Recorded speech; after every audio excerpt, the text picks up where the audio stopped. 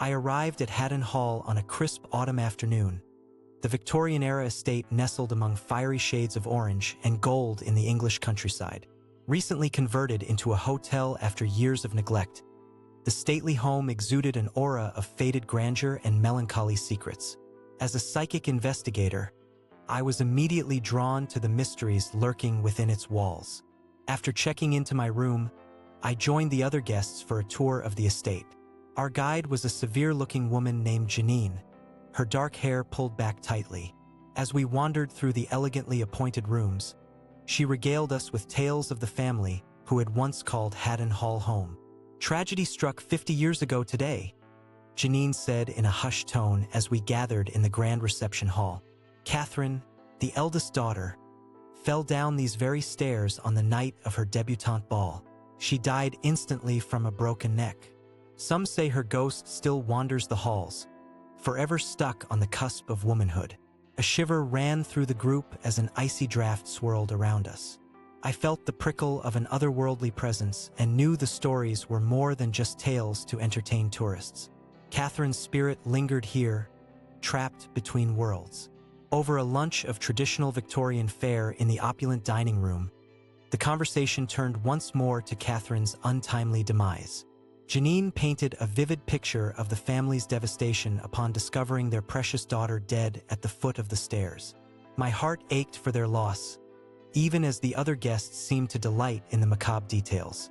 The tour continued after the meal, leading us to Catherine's untouched bedroom.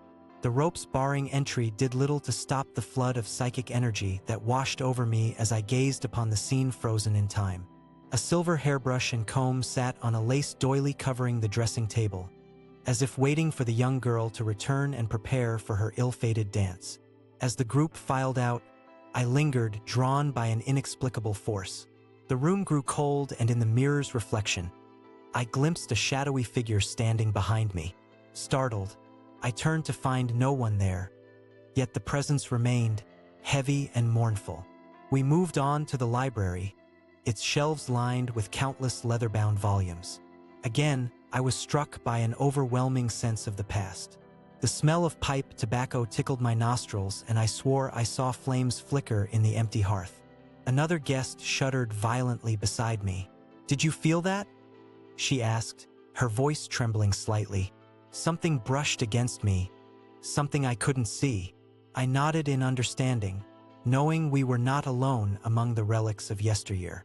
The spirits of Haddon Hall were restless, eager to make their presence known. As the official tour concluded, I found myself drawn back to the grand staircase, an ominous feeling building in my chest. The other guests dispersed to explore the gift shop, but I knew I was needed elsewhere. Dusk gathered outside the windows, and I sensed I was standing on the precipice of a momentous event. Suddenly, time seemed to shift and blur. At the top of the stairs, a vision in white appeared, Catherine on the night of her debutante ball. Her cheeks were flushed with excitement. Her eyes sparkled with the promise of the future. Roses the color of blood adorned the banister, their petals scattered on the steps. In horrifying slow motion, I watched helplessly as Catherine began to descend, her foot catching on her gown. She tumbled forward, her body glancing off the stairs with sickening thumps before landing in a crumpled heap on the checkered marble floor. Tears streamed down my face at the tragic waste of a young life, so full of dreams and potential. Phantom figures in old-fashioned attire clustered around Catherine's lifeless form, their faces etched with shock and grief. The scene wavered like a mirage, past and present blurring. Disoriented, I grappled with the intensity of the spiritual energy surging through the room. Footsteps sounded behind me, and I turned to see a woman with wide, horrified eyes. "No," she gasped. "You're not real. You can't be." I reached out to offer comfort, but my hand passed through her like mist. With startling clarity, I suddenly remembered my purpose. I hadn't come to Haddon Hall merely to visit. I was here to guide Catherine to the other side and free her from the limbo she'd been trapped in for half a century. Taking a deep breath, I approached the base of the staircase where Catherine's spirit lingered, her form flickering in and out of focus. She stared at me, her blue eyes filled with confusion and sorrow. "Why am I still here?" she asked, her voice faint. "The pain. I remember falling, and then nothing." "You died, Catherine," I explained softly. "50 years ago on this very night. Your spirit has remained tied to Haddon Hall, reliving your final moments over and over." Tears slipped down her translucent cheeks. "My family, are they dash? They've passed on. They're waiting for you." I held out my hand. "It's time to let go, Catherine. Time to move beyond this place and be at peace." She hesitated only a moment before placing her hand in mine.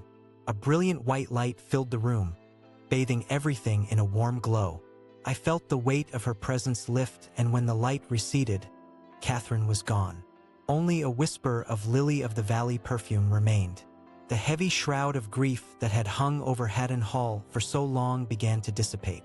The other guests started to trickle back in from their shopping, completely unaware of the metaphysical drama that had just unfolded.